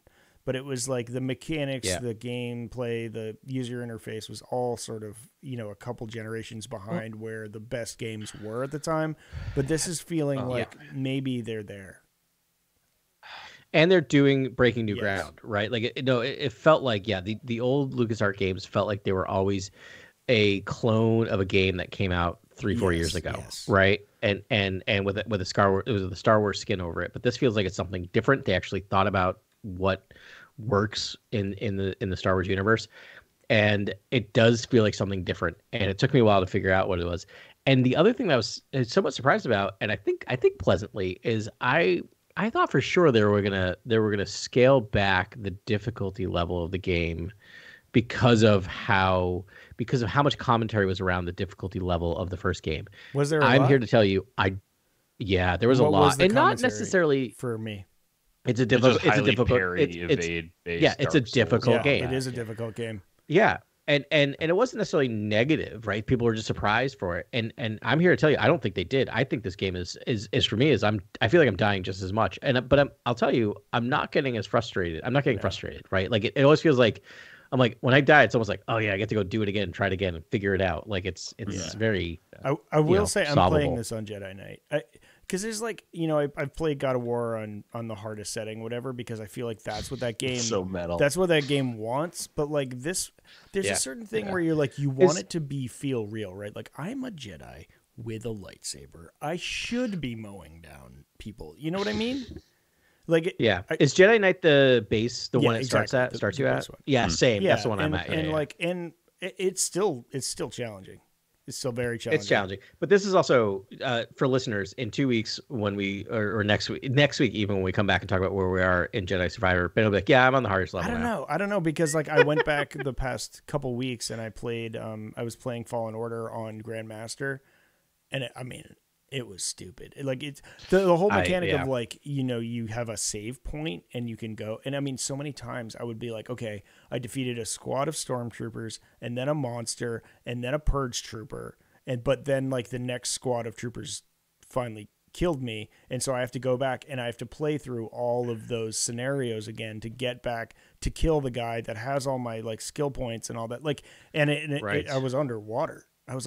It's so hard. And it's like, I just don't feel like with a lightsaber, I should have to hit my foe 20 times, but they only have to hit me twice. Like it just doesn't make any canonical sense. So I'm going Jedi Knight on this and love it. I almost wish that was a mode to enable like one hit kill. I think there is, like, you can jump it down to, I think the like there's the lowest is like story mode, where I think it's like basically like you pretty much can one hit kill, but I mean, if you just are interested in the story.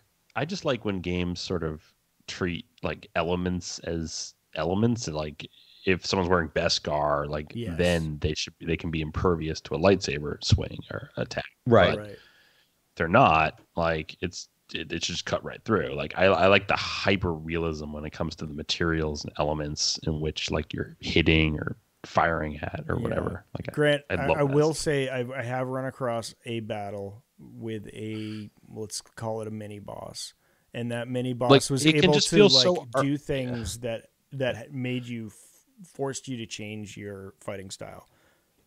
That makes sense. I knew that. I mean, that's how you basically flex those mechanics. Is you're like, this boss, you have to switch. I just want to be encouraged to use all the functionality and all the because the skill trees are massive now. That's another thing. Huge. So the skill trees are like giant. There's so many. There's a skill tree for every. They call them stances, but all stances are different lightsaber formations. So one stance is single blade, another stance is double blade, another stance is dual wielding. Dual wielding. Yeah. Dual wielding. Yeah. Have you started dual wielding yet, Grant? I remember dual wielding from the last game. No, I meant in this game. Okay. So on that first planet, like just double blade. Sorry, and again, I'm spoiling too much for you, so I feel bad. But I mean, no, I mean, like, okay, it's been in the previews. Dual wielding. That's like, I expect. I expect those things. You know, like I don't know. You have the things you're talking about. Like I expect most of this stuff that you're talking about. Yeah, nothing is like unexpected for me. The thing I appreciate is that, like, so every time I get a skill point, I feel a twinge of anxiety. I'm wondering if there's like housing, farming, taming, side quests that lead to like larger scope things. You're not getting of the story, or is it just stuck on wheels of story wheels? You know what I mean? It's going to be story wheels for the most part. Cal Kestis become a weird outlaw in the desert of a random planet for like we're not there 3 yet, hours. We're not there. I can have fun doing that. Or like, am I going to have to keep saying no? Clear out the side quests and continue the main story. That's all I'm wondering. You might get that in the Ubisoft game. You might. Is there a living? Wait for the Ubisoft game. Is the world living, breathing world? Is there? Do the environments change up? Are there patterns to the environment like Dark Souls or Elden Ring, where like new people show up at night, new people show up here at this time? Like go here when the cave entrance is open and there'll be some like stuff like that. Like is there stuff like that? Like I'm wondering if the world feels dynamic, or if the world feels like you cleared out the side quests, go back to the main story. Like I'm wondering if the world just like funnels you back to the main story constantly. It is dynamic, so feel living and breathing. Yeah, as you progress, you unlock new interactivity, if that makes sense. Yeah. So it's like as you go through the game, is it repeatable minigame stuff, or is it like dynamic. Almost like side questy? Prolonged side questy stuff. Yeah, I can already tell there's going to be like sub side quests. Like things that are maybe passive that are going to occur as you progress through the game.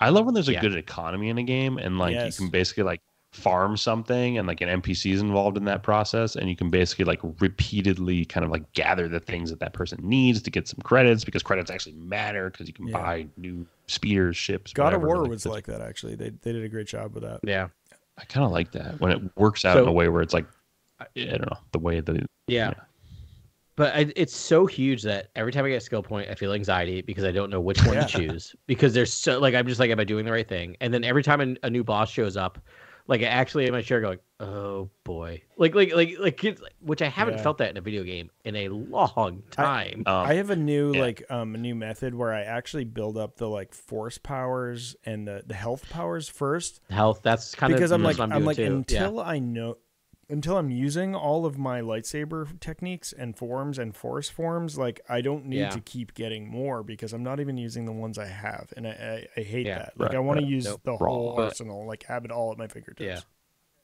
I'm kind of the same way, but I'm like, I sure do need health and I sure do need force powers. Yeah. So that's kind of where I'm at. Yeah, similarly. But like, I just, the other mechanic that's here, we talk about one of the side characters is what's Bode. That you get is I think a mechanic that's going to be crucial throughout the game is having an NPC following you around that you are using. Companions. Yeah, the companion characters. Oh, so that's why I think because Bode kind of functions like that at the beginning. Is that a constant mechanic where it's like, hey, I'm bringing Grease for this one. I'm bringing TBD. We'll find out. Like TBD, but I think I mean, they've clearly established it right off the bat. So I think it's just like you sort of slow play into meeting. I love that. If it's more like Dragon Age or like Baldur's Gate or something, where it's like your companion, or Fallout even for that matter, where it's like if your companions have input into your choices and things like that, like, and react to your choices. I don't know. What's going to be really interesting is if it gets to a point, which I don't know, will it get to a point where you can choose companions, right? Or is it going to be story driven? Oh, it's story driven. I don't know. I'm wondering. It'll be really interesting because those are my favorite. Like, I think about the old Final Fantasy games where you could like determine who's going to come with you and how that affects choices. So cool. Yeah, that stuff. It's like those choice based kind of mechanics. There's a mind trick mechanic. Was that in the first game? I don't remember that being in the first game.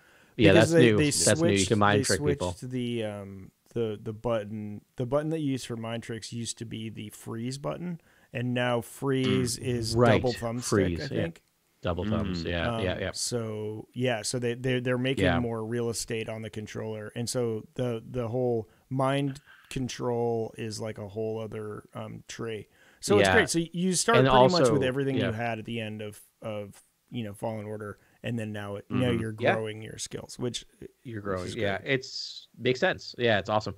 The other thing is they're building out their world of NPCs, which I'm appreciating in this game. That in the second planet there are a lot more people to interact with, and a lot of like side characters that are fun and like. I will see on the first planet. Did you see the wanted poster for that Twi'lek in the hat? Yes. Okay. That's good that you saw that. Yeah. Oh. Yeah. Oh. Harrison Dula in the hat? What?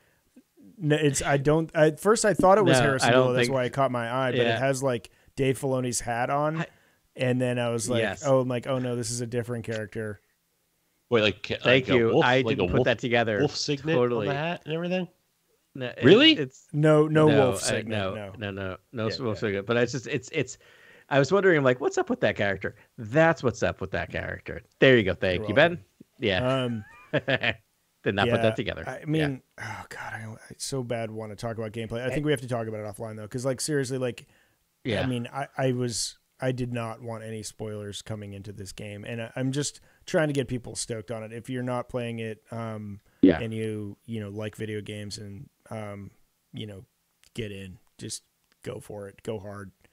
Yeah, I think it's super fun. But like, already great. Yeah, 5 minutes in, or 5 minutes, 5 hours in. I don't know how far in, but there's already been some great story beats that are worth it. Just if you're a Star Wars fan, like very Star Wars moments already. And so like the story, like the MacGuffin has now revealed itself for like the main point of the game has now revealed itself, and that for some reason, even though I saw all the previews coming into this, that took me off guard, and I was like, oh, same. I don't know why it did, because it was in there. Because you're so sunk into his world, and then all of a sudden, like, you're just like empathizing with Cal and what he's going through, and we obviously just read the book, so we know like all the things like on their inner like minds and all the turmoil, and then it just like happens, and you're like, what? And like it, and then it, I don't know, it blew me away. That was really great. Yeah. And then, so that's going to be super fun. And then, but then like, it's all the other stuff. I know there's going to be cameos. I just feel it in my bones that we're going to get some really fun cameos, and I can't wait for that. And then, and then like really calling back to the book. I think they're going to call back to the book a lot, because they kind of have to. That's the most recent thing that happened in their, in their canon, in their, their world. The book is also a wonderful misdirect, because like the book ends with them in a certain way, your group in a certain way, and the game opens with your group in a different way. And I that really threw me. Yeah. That really threw me as I was sitting here going, I thought I was ahead of. We'll talk about what we talk about in a few weeks. Spoilers, but the opening scene, I was like, I thought I was ahead of it. Yes, I thought I was ahead of it. Going, I knew who that person is. I knew who that person is. I knew who's in that costume. I knew who's in that costume. And then I was like, wrong. And then it like took me forever for my brain to start settling into the new normal of what this game is, which is something different, fun. right? Like, and I think that was some of the genius of sammaggs is like. It was like they left the book and like they're all feeling some kind of way, and then you find out then all of a sudden you're dropped into this game and you're like, wait, what happened? What happened in the few years? And how many years do we know? How many years? Really good question, Grant.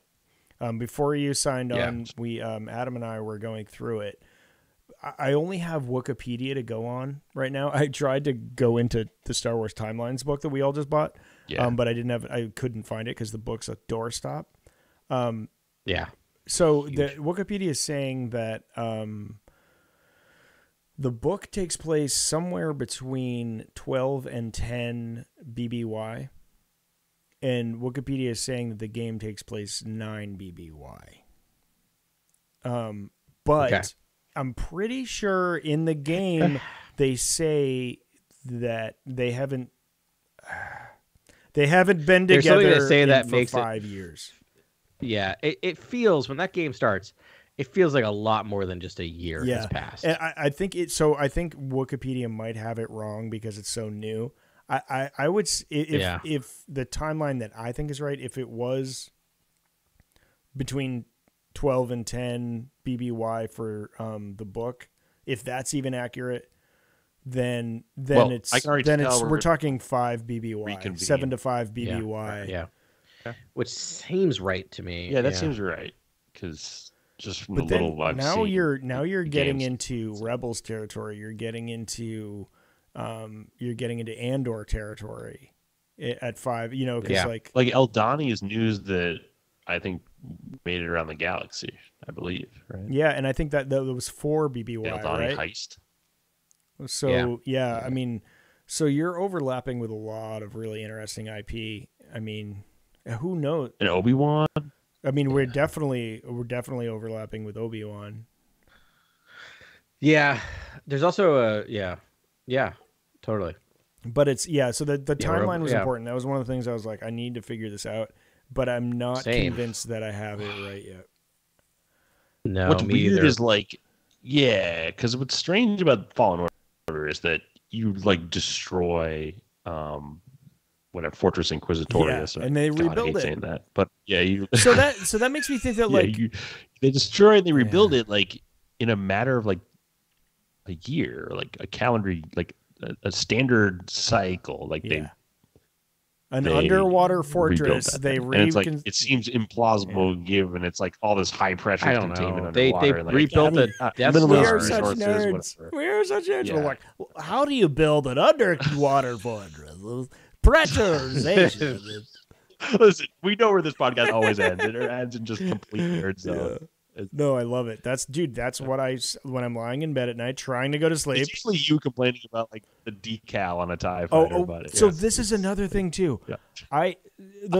Another reason for me to hate myself.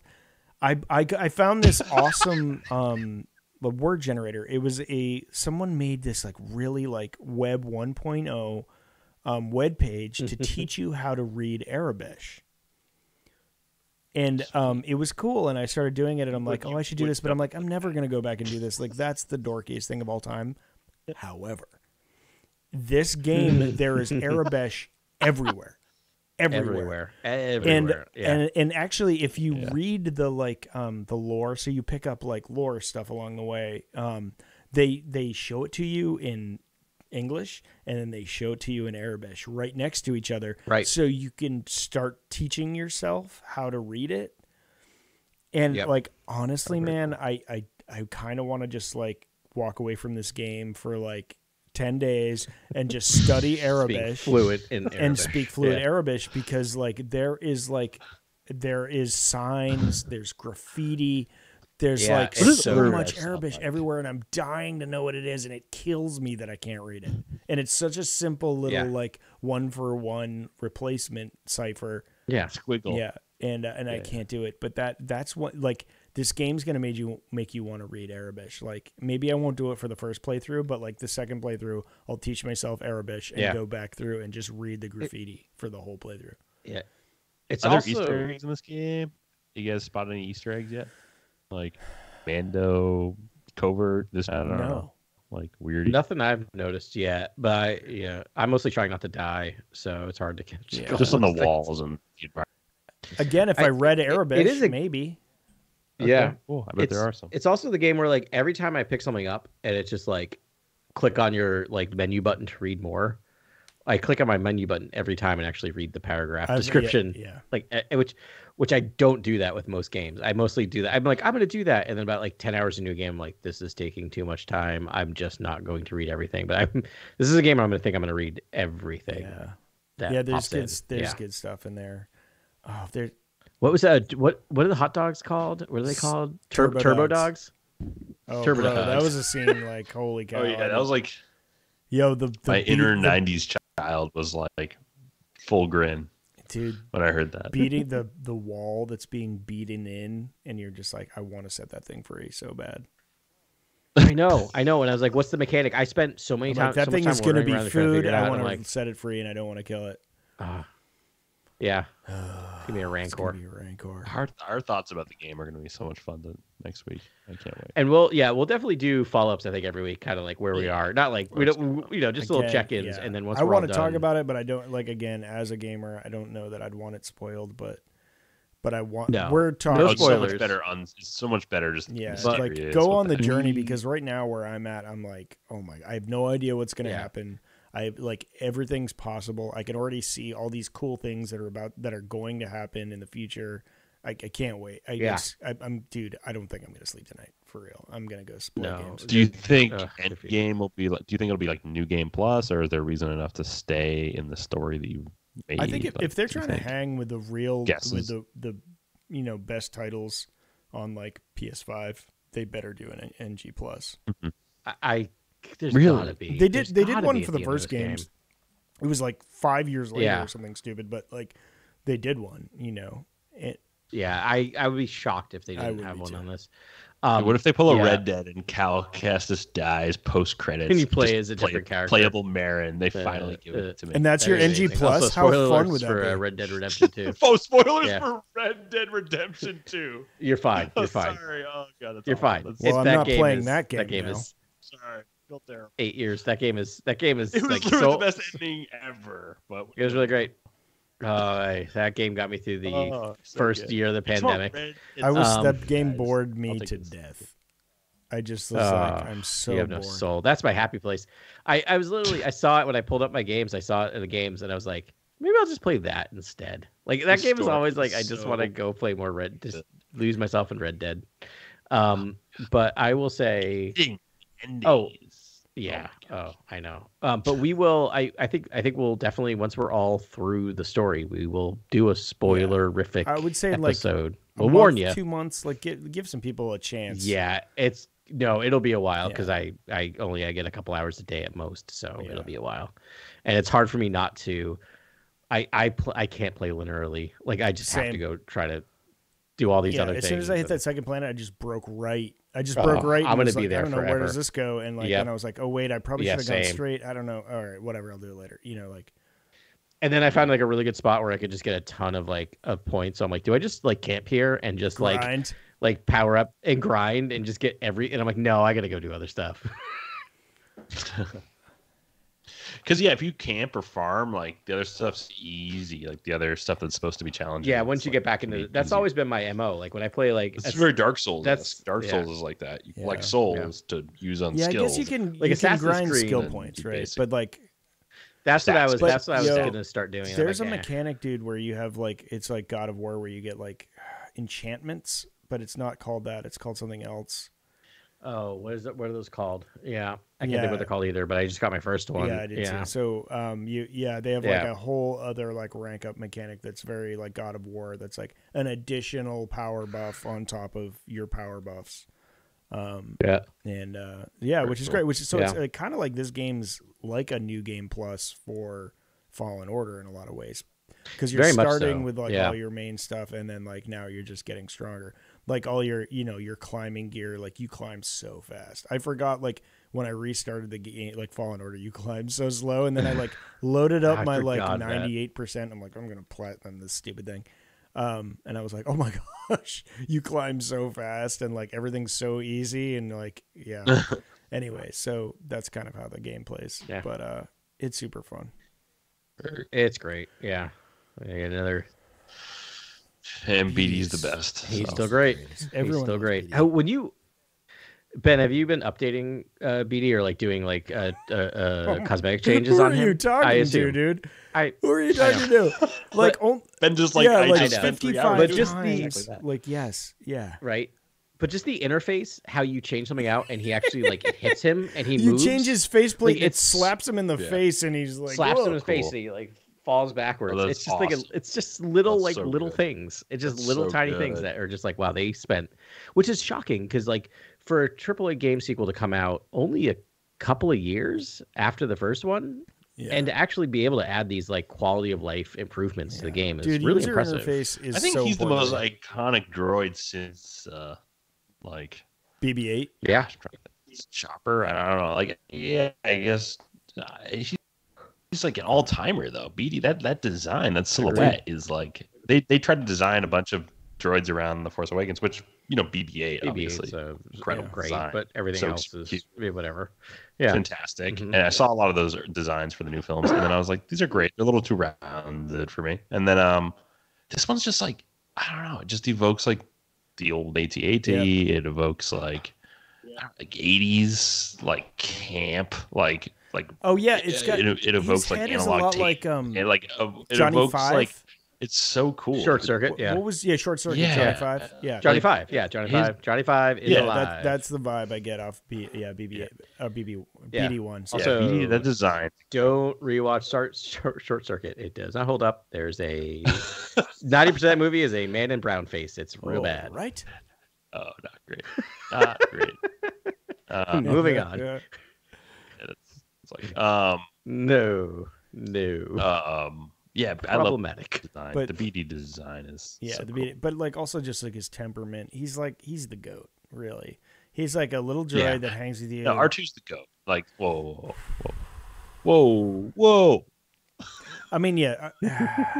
R2's the goat. We need to define parameters here. I'm just saying, like, if you like, do I hang out with R2 or do I hang out with BD-1? I'm hanging out with BD-1. Are you saying R2's Oh, BD-1. great hang right now? Is this Actually, No. I mean, yes, I want to have like a smoke in a dark corner of a starship. guy who with- knows, like, the with entire R2. Like, story. remember when like R2 used to smoke butts? Yes. So Yeah, like, yes. yes, I would love to have a smoke outside a club Oh, with Darth- like Darth- with R2 and like no. Oh, you just No unlocked 5-year-old Madam's memory of PSAs that I forgot about. And Yeah, Yeah. R2? Come No, on. Storied past. R2 Like, is like the droid I'd want to have a beer with the most. But like, Yeah. if I needed a droid companion, it'd be BD-1 all the way. Are we doing this right now? Because are we a Yeah, droid to sure. hang out with and droid companion, all-time companion? All right, Are we let's doing this go. right now? I just gave you mine. You guys. If I'm gotta going hang, dude, the stories out of R2, bro. Like, don't worry about it. IG-11 Taika is pretty awesome. Just to like he's protection. kind of No one one's note. hurting me. Like Yeah. he'll just defend me. He's got my back. That's your companion.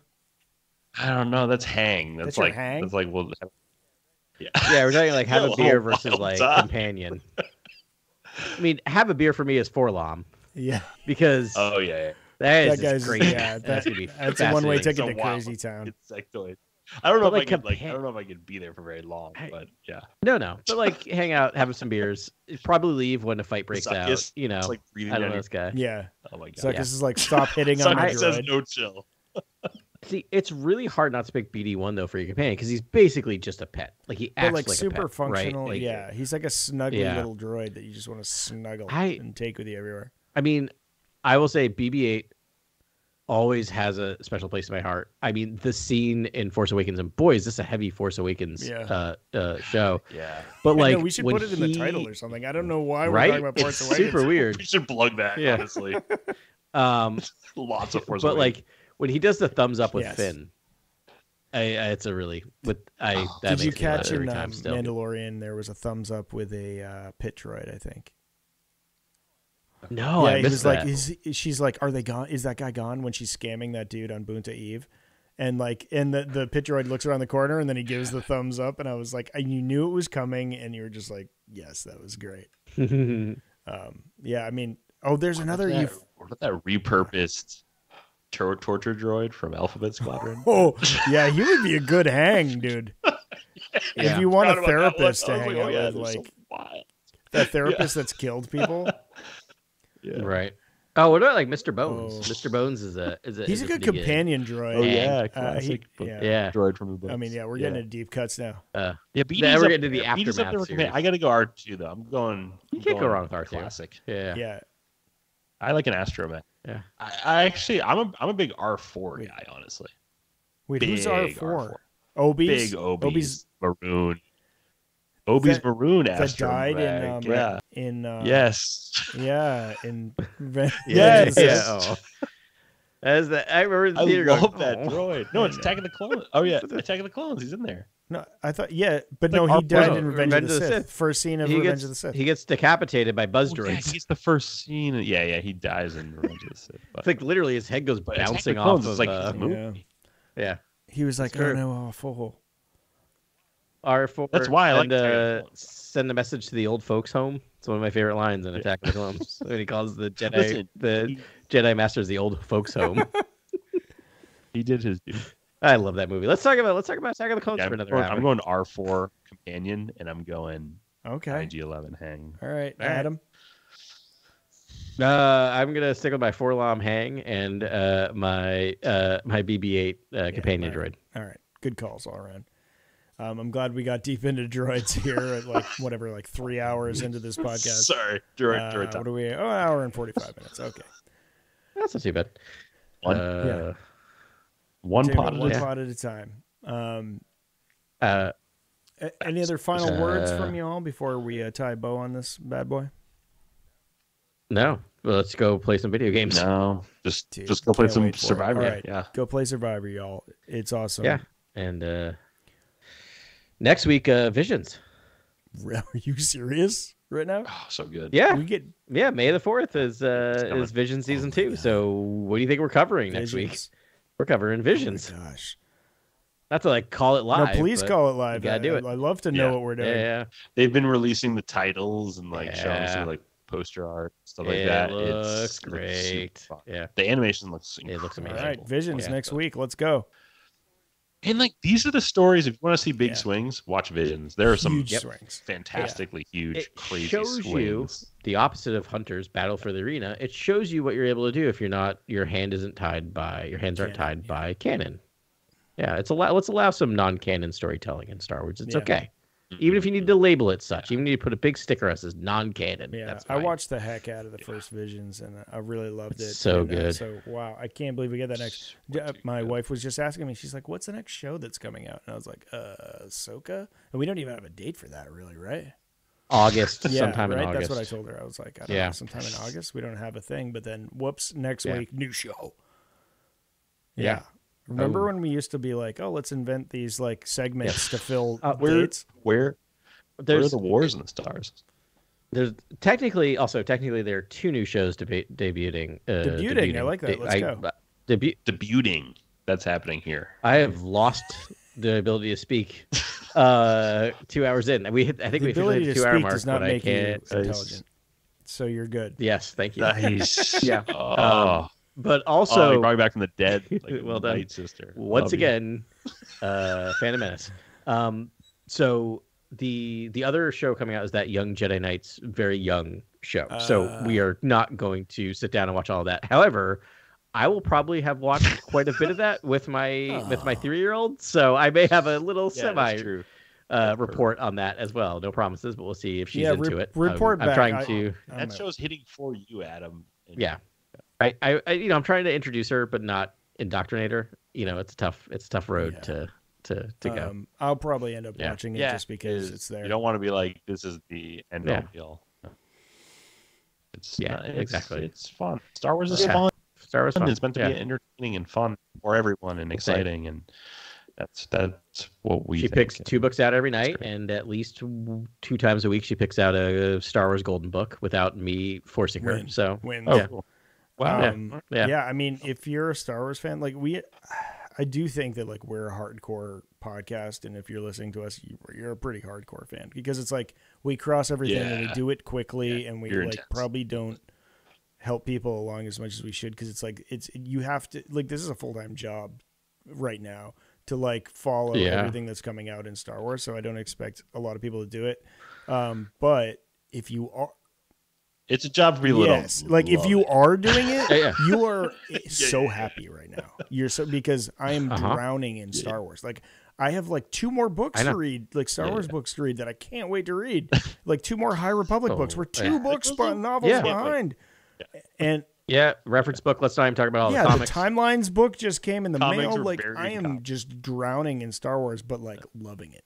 Remember when we Timelines will be an episode. We should just put that out there. Yeah, I think we'll just do 1 episode. Timelines just came out. I can see it in the background of Grant's thing there. It's a sick book. Mine next to me too. Yeah, we've all got it. So. Of course. I know, we've been talking about timelines for like 6 months. Yeah, I know. I just pulled a muscle in my back. I literally did actually tweak something in my arm. Oh man.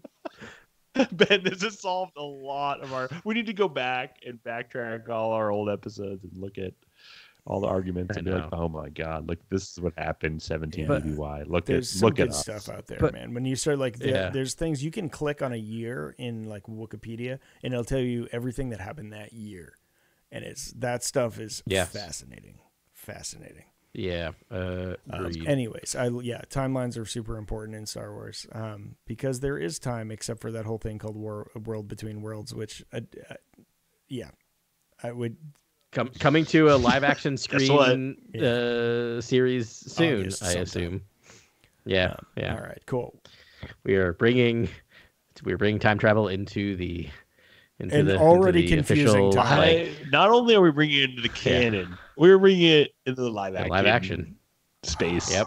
There's a whole page dedicated to Ahsoka's travels, and I've seen it already in timelines before they published it, and I still don't understand it. Actually, is there just like is it like loop around on itself? Is there like a squiggle? It looks like a like a high school track, with like 6 lanes that just go around and around, and you're like, what?